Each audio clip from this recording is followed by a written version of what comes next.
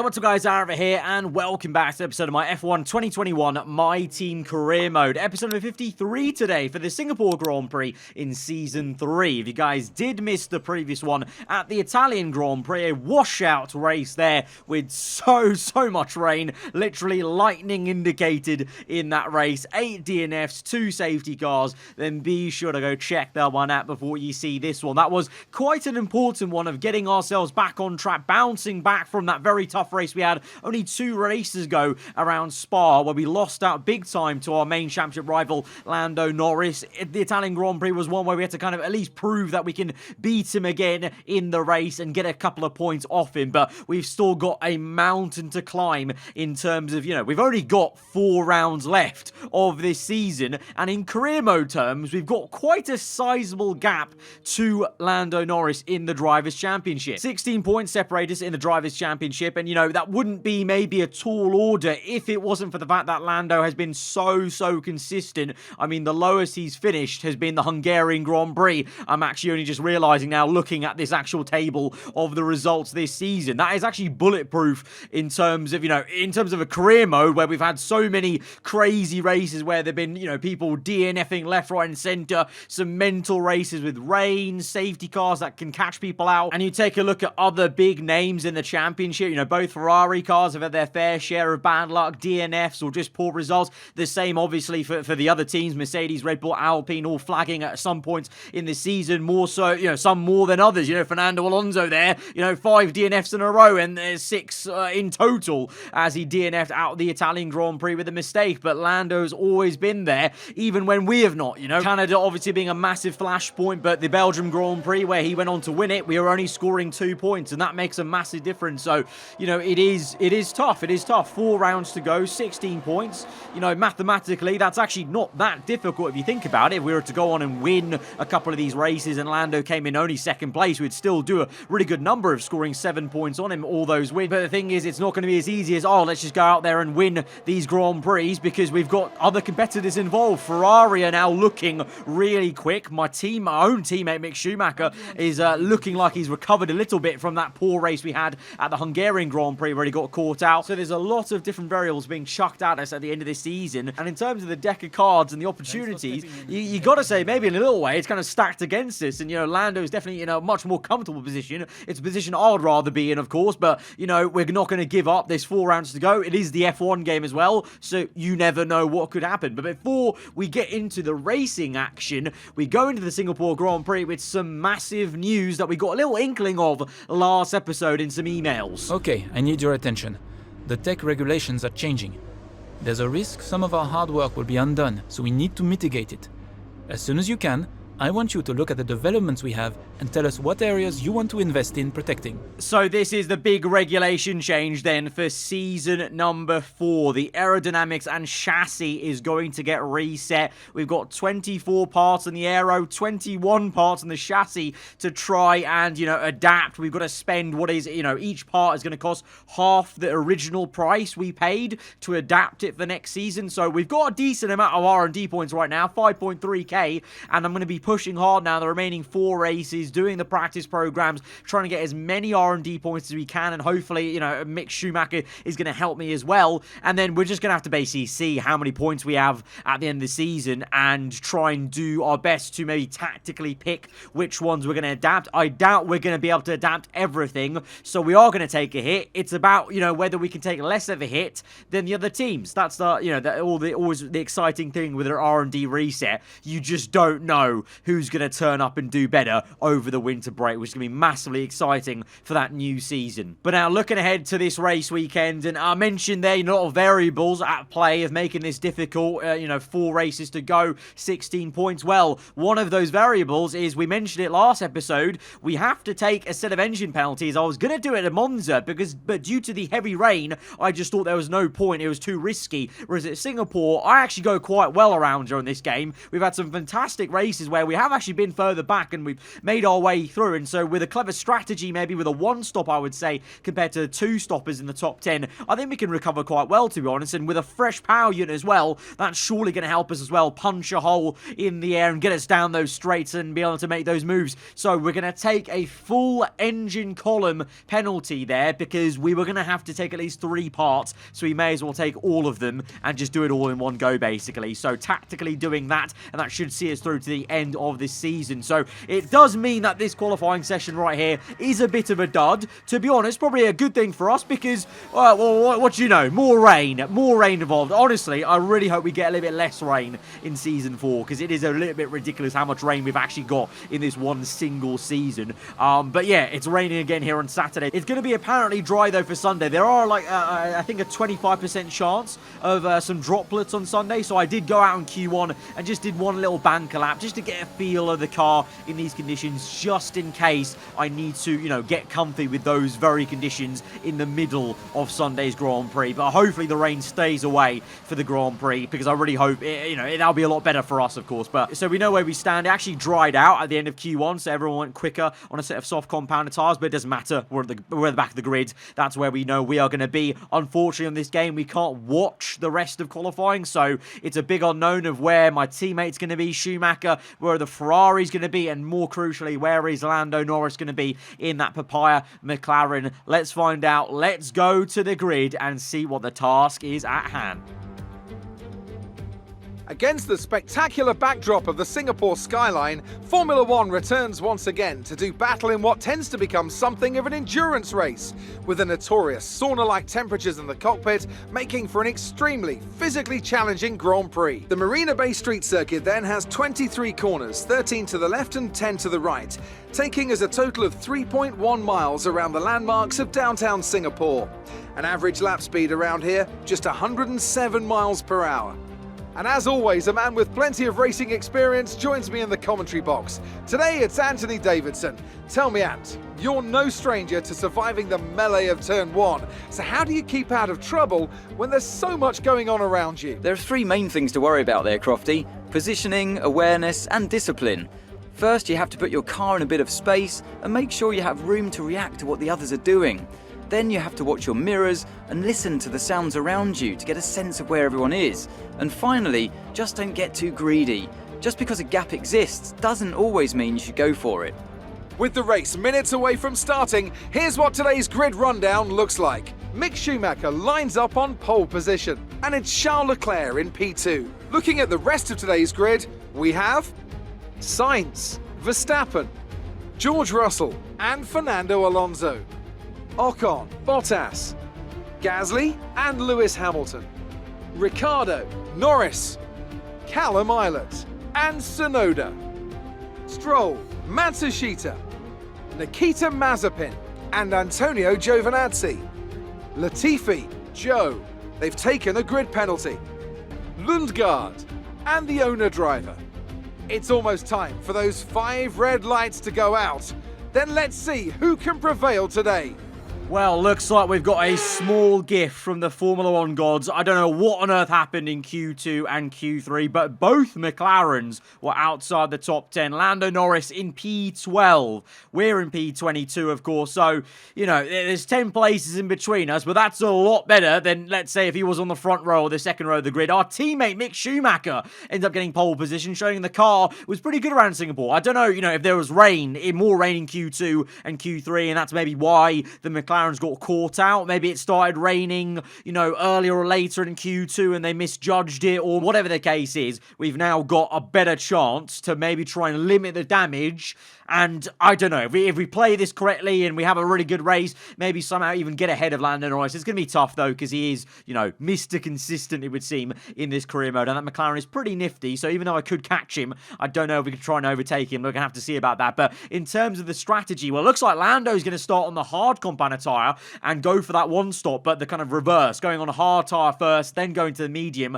We're going to go for the reverse of that and start on the medium compound tyre, try and catapult ourselves up the order on the medium compound. I know that within, only 6 or 7 laps, those soft tyres on the top 10 especially, they're going to start wearing out quite a fair bit, and very soon our medium will be the best race tyre, and then it's about what we can do on the hard compound at the end of the race. I'm going to try and stretch the medium as much as we can, because the hard compound is especially disgusting, I would say, around here in terms of rubbering in, so I'm surprised Lando's chosen that for the opening stint, but, he's obviously going to try something a little bit different to everyone else and his teammate as well, but, we've got to try our best now here from the back of the grid, and maybe take some inspiration and energy from the drive that Hamilton did in the real-life Formula 1 racing from Sao Paulo just gone. Let's go then to 5 red lights to the Singapore Grand Prix. 4 rounds left to go. It is crunch time in Season 3. Lights are out, and we're underway. It's going to be a bit of a cautious start, because I don't want to dive in there,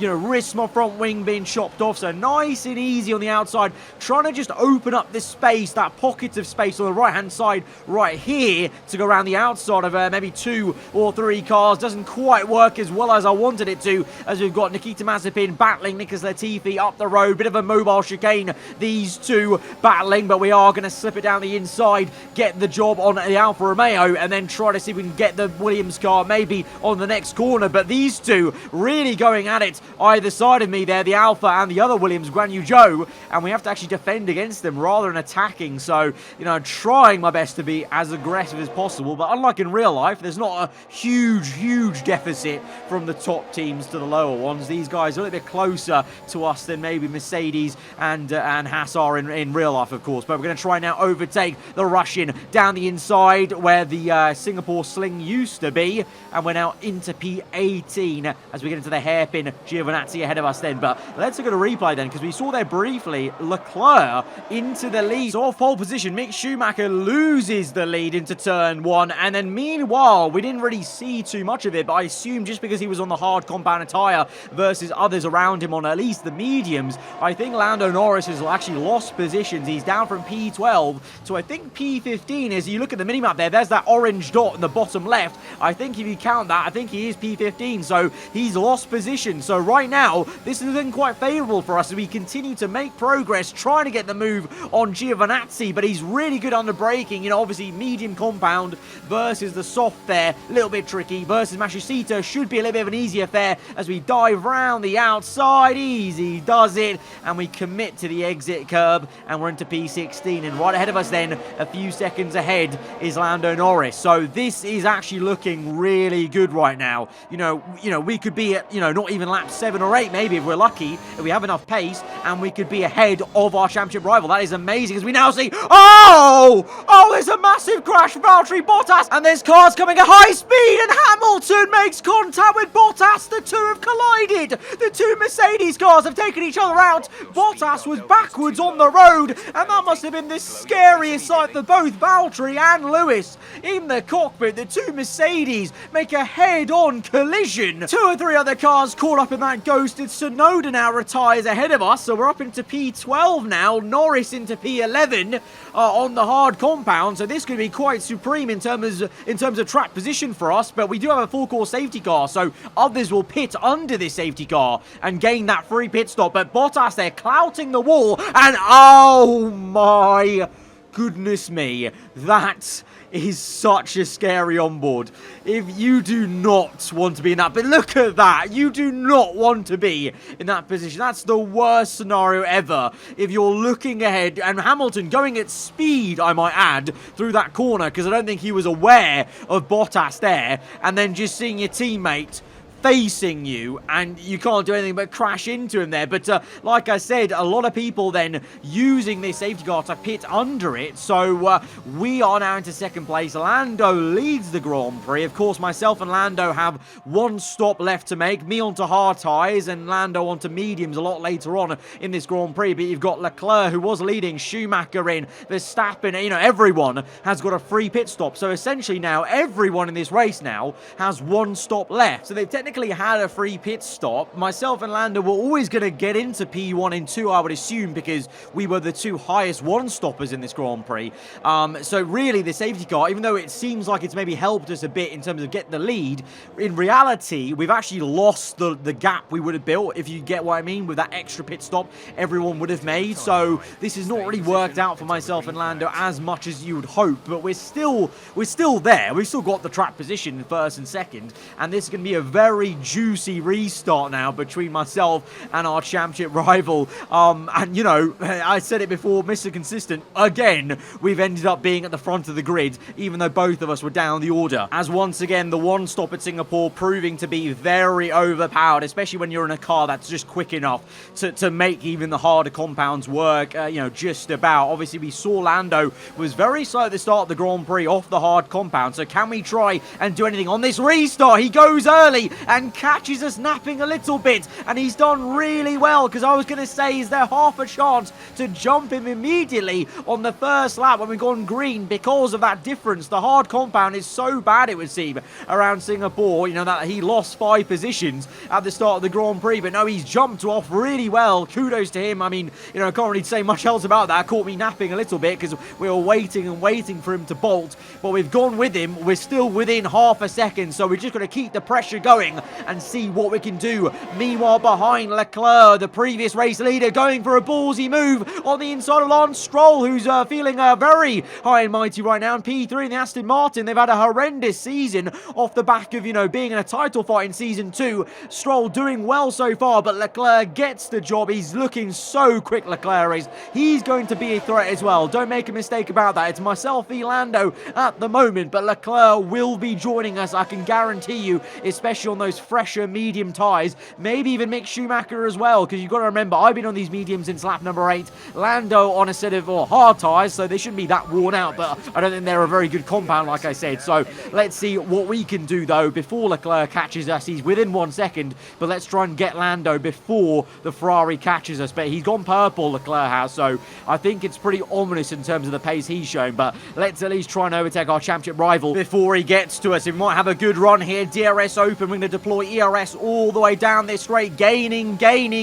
Is it going to be enough? Lando goes defensive. We go to the outside there, late on the brakes. Lando tries to squeeze us to the wide part of the circuit, but we're going to commit and get the move into P1. We lead the Singapore Grand Prix on lap number 9 with a few little frame rate issues there. Don't know what's going on, but maybe the game couldn't even handle how good of a move that was, because that was a really satisfying overtake. And I've said it before, I'll say it again, it looks like Lando is struggling on those hards. They're really a really bad compound, which is why I might think about even trying to stretch the mediums as long as physically possible, maybe, because those hards just look so slow. Leclerc is already past him now. Lap 11, he'll fight it a little bit, but no, the Ferrari's up into P2. Schumacher's there, and Verstappen as well. Lando could be down to P5 if he's not, you know, careful here. So I think we are going to try and stretch the mediums as much as we can. But right now, Leclerc is catching us, and he's here. He's within 3/10. He's coming at a rate of knots. That Ferrari looks so ominous in the mirrors. When we look behind him, we're going to squeeze him out and do what Lando couldn't do to us and maintain track position just about. But my God, that Ferrari came at us so quickly. Now Mick Schumacher is up into P3, so we might have Leclerc and Schumacher coming at us for P1 and P2 here. We could lose 2 positions if we're not careful. The rear end is stepping out, and to be honest, they're on much fresher tyres, 8 lap fresher medium compound tyres, so they're going to be a lot quicker off that corner. They've got the DRS, I've not. Leclerc goes through, and Schumacher might even come through, and we're going to let him through here as well, because there's no point fighting him too much. He's not in our race. Schumacher could well go and race Leclerc and win this Grand Prix. I'd rather him win the race, and me being P3 here, still ahead of Lando, than holding him up. So being a good teammate there, team player, thinking about the long-term game of also the drivers and the Constructors' Championship. Because if Schumacher can go and actually give Leclerc a good race, he can get some good points for the team, but then also for myself, if I'm not fighting Schumacher, I can look after my medium compound tyre a lot better and try and stretch this and kind of be on the hard compound the least amount of laps. So kind of a double, a double reason to not fight Schumacher there for his sake and my sake. So you can already see now, 3.7 the gap. Those guys are in a league of their own right now on those fresh mediums. But crucially, I'm stretching these mediums to lap 16. I'm still 2 seconds ahead of Lando Norris. So we're doing really well. Lap 17, you can see how much the tyres are worn. This is a good 4 laps later than my engineer wanted me to come in for this set of hard compound tyres. Lap 17 is the last lap of the pit stop window for the traditional one stop here. So we're going to come in on this lap onto the hard tyres. But we've done a really good job. We maintained 2 seconds to Lando. So hopefully that kind of gap and the fact I'll have track position on him once he's made his pit stop as well, because we're going to come in, he does not. But, the track position plus the 2-second gap we've got here, Tim, hopefully that is enough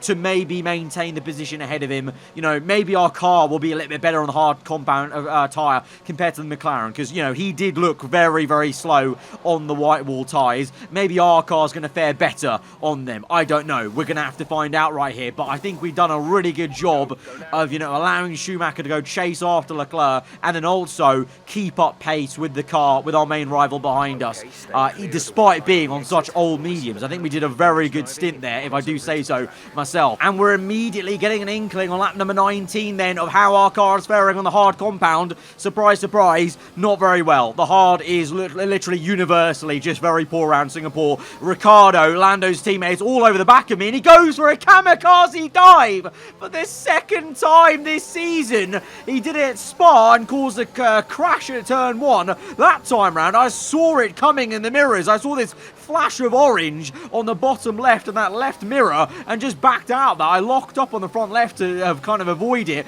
as I was turning the wheel the other way around. Look at that. He gets on throttle after that little right-hander kink as you open up for the hairpin. He actually got on throttle and dived down the inside. Unbelievable stuff. So Ricciardo trying to be the best teammate in the world for Lando Norris here, it seems, this season. And this kind of pace we're showing on the hard compound tyre, the fact he had that much confidence on the mediums is not boding well for us for the remainder of this race, as now Nikita Mazepin crashes at the infamous spot where so many get it wrong at Singapore in real life. He's got it wrong here in the game. And on the next lap, that is lap 20, that was, the safety car is out. And Lando, he was yet to pit. He was yet to pit, so he's going to get a free pit stop here, along with Leclerc and Schumacher potentially. I don't know if Leclerc and Schumacher are yet to pit as well, but Lando certainly did not pit yet. And so he will get a free pit stop. And look at this. Look at Ricciardo. Look at the delta time. I've got 1 second delta time. And Ricciardo won't let me go. He's holding me up. Ricciardo is slowing me down on the circuit. Look at him go. He's slowing us down. And where is Lando going to filter out? The McLarens are working as an absolute team and unit here today. And Lando's got us. He's got us and he's got Daniel Ricciardo. He's up into P4. This is a calamity. This is exactly the opposite of what we wanted, because now what's to happen here is he's not only jumped us, we've got 10 laps left, we've all bunched up together, and I'm on the hard compound. I think I'm the only car in the top 10 on the hard compound, so we're just going to get swamped. We've thrown the dice a couple of times this season, we made gambles with the strategy, and we're going to have to do it again, because I'm not having this. I'm not having us just move down the order on the hard compound and simply have everyone else on mediums, which you can clearly see on the top left. Pretty much everyone around me was on mediums, apart from Callum Ilott there. Everyone on mediums. I'm not having that. We're pitting in under the safety car. There's a massive gap right here from P13 to P14, so I'm going to pit onto a set of new soft compound tyre, because, of course, I did not take part in qualifying, so I've got a brand spanking new set of red wall soft tyres here. We're going to come out in P14 and well, the worst case scenario, we get back up to where we were, because we're 100% we're going to fall away on the hard compound. I just could see it from a mile off that within 2 laps I'd already be 2 positions back on the hard compound. So the worst case scenario right now on fresh softs, remember, compared to everyone being on slightly worn mediums, is that we're going to get back to where we would have fallen down to anyway on the hard compound. The added caveat caveat and chances. That's the worst case scenario. Let's see. This gamble is a gamble, but if it pays off, we could have the pace to go further and actually maybe try and attack Ricciardo, attack Lando, maybe just by the end of the Grand Prix. I don't know, but we need to try something, and as we've done a few times in the wet conditions, where we did a massive gamble onto intermediates, we're doing a massive gamble here. We're going onto a softer compound with only a handful of laps to go. And let's just see what we can do. We've got 3 races to go after this one. We've got a 16-point gap to try and bridge, and we're already behind our rival anywhere on track. We've got nothing to literally lose in this race by trying this. Let's just go and give it full beans. So here we go, on towards lap number 24 then. The flag is green, and we're going again, and we're going to overtake Lundgaard straight away. I thought for a second we may have illegally overtaken him, but no, that's a fair move. Just about maybe got that as we went across the white line of the safety car line as we go around the outside of Callum Ilott now, immediately now up into P12, and you can see the soft compound compared to the mediums, compared to the hards, especially of Ilott there, massively quicker, and it's just about trying to maintain the speed and not get caught up too much in this traffic. Even though there's so much of it, we need to try and cut through all of this like a hot knife through butter. I'm going to do exactly that with Ocon. Big dive on the inside, easy does it. The Frenchman gives us a good old squeeze. He's actually the fastest man on track right now. He's got the purple lap time there, so clearly had some speed just before the safety car came out, so quite impressive actually to get him so easily on the inside. But such is the overspeed and delta time difference we've got on the soft compound tyre, and now we're going to take a leaf out of Ricciardo's book and send it, absolutely send it on the inside of the hairpin and get Carlos Sainz, and we're up into P10. We move on. Fernando Alonso up next. P8, Lance Stroll is in. He's in for a late pit stop. What a shame for the Canadian. He was in a top 3 or top 4 position for Aston Martin, but now completely out of the points paying positions now. What a shame for him, but we're up into P9 now. Free position there, and now we're racing Fernando Alonso, the man we've raced so often in this career mode. He's retiring at the end of this season. Will he affect this championship? We're going to try and get past him with ERS only. No DRS activated quite yet in the Grand Prix. We have to wait another lap after the safety cars come in, but we've got that move done naturally speaking. The car looking good. The Mercedes power unit working well in the back of the car, up into P8, and we now chase after Pierre Gasly. And I think now at this stage I can look up the road. I can just about see the rear wing of Ricciardo there. We're only 3 positions behind him of where we were on the hard compound. Can't quite make a move into that right hander. I wanted to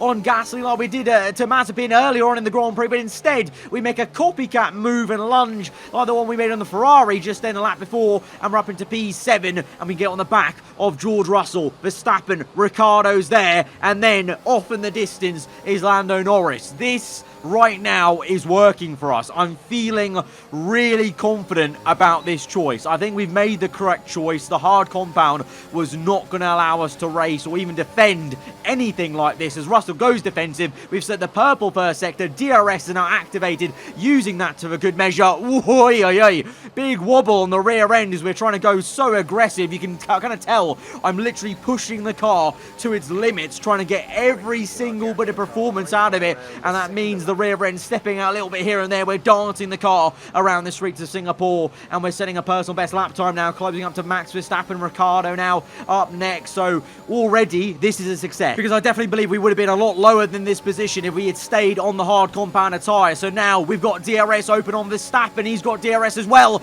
but that won't matter. We've got a quicker car in a straight line on the inside. Easy does it, banging tyres a little bit there with the Dutchman. Up into P5 though. We are making stonking progress. It's on to lap 28 now. Ricciardo's rear end is twitching away. He's feeling the tyre wear, and we're going to breeze past him up into P4 now, and we can see Lando 2.2 seconds up the road, and Schumacher, he's not anywhere near Leclerc. He's actually nearer to Lando Norris. I wonder, could Schumacher help us a little bit? Could he back Lando up into us? I think he's doing just that. Lap 29 now. We've got 2 laps to go after this one, and we are catching him we're within 1 second now of the McLaren, and Schumacher there, I think he is actually helping us, because look at Leclerc, he's nowhere to be seen on the mini-map, and this is after a safety car only a couple laps ago. So Schumacher maybe repaying us the favour that we gave to him earlier in the Grand Prix. We allowed him to pass us easily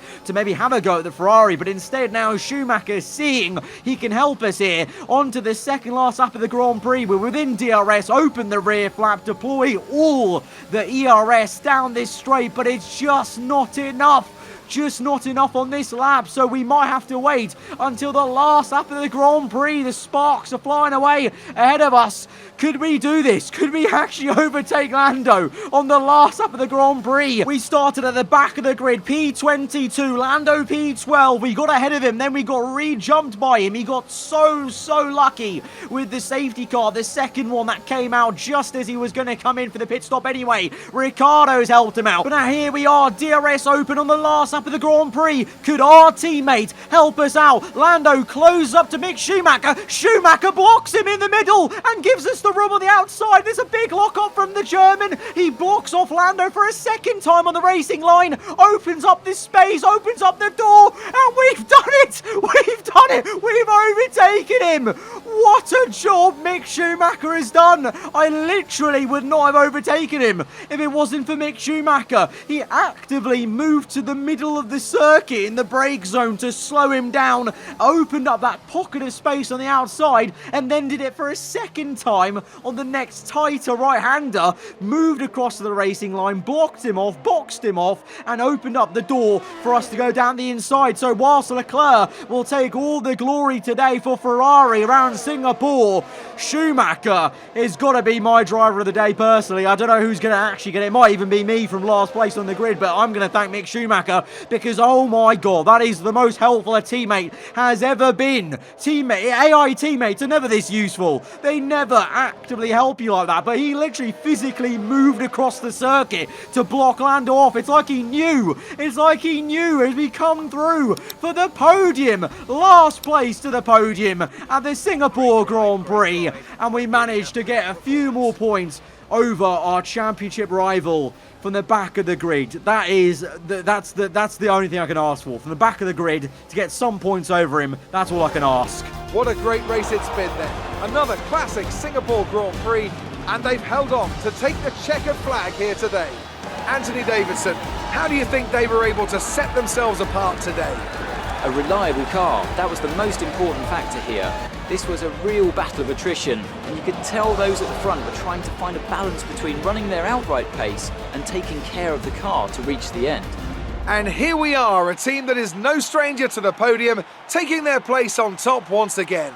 A sublime race today, and a stunning win for Ferrari. Well, Ferrari is certainly looking a lot more consistent these days, especially in the hands of Leclerc, so that may be ominous for Season 4. But right now, in the conclusion of Season 3, 3 rounds to go, and we are just trying our best at chipping away. It is tough, though. It is tough. Lando, his AI is so consistent this season. It's unreal. This is actually a real challenge here because we've only gained 3 points on him. It was such a fantastic race. I feel so happy about that race, especially the way Schumacher actually helped us there. But in the end, in the reality, it's only 3 points gained. Only 3. We're still 13 points back from him, and we've got 3 races to go. This is going to be a tough order, but if we keep having races like that, you know, maybe if that scenario happens for first place, and Schumacher lets us by or something like that at some point, maybe one of the races, you never know. But that really surprised me. That really has, the way Schumacher helped us there. That was amazing. And that made that comeback, because otherwise we would have been stuck behind Lando, because I didn't have the overspeed, didn't have the speed with DRS to get him without Mick Schumacher's help. Amazing stuff. And obviously Schumacher scored a double podium for us here with myself, so we actually do very well for the constructors. So the Drivers' Championship may be looking very tough for us versus Lando Norris, but the constructors, because Schumacher's there, he's bounced back from the adversity that we had at Hungary. He's there, and I think we're looking really good for the constructors. We just need to make sure we don't have any howlers when Ferrari are scoring big or McLaren are scoring big. Just races like these will help us secure that constructors title. But the drivers is still well, it's still a massive uphill battle, but we go on and we try again. We can see what we can do next time. But guys, if you have enjoyed that one, you know, from the back of the grid, that was an amazing race. So if you did enjoy, hit that like button. Let me know what you thought in the comments below. If you're new around here, then do get subscribed for weekly Formula 1 content. I'll see you guys next time. Goodbye.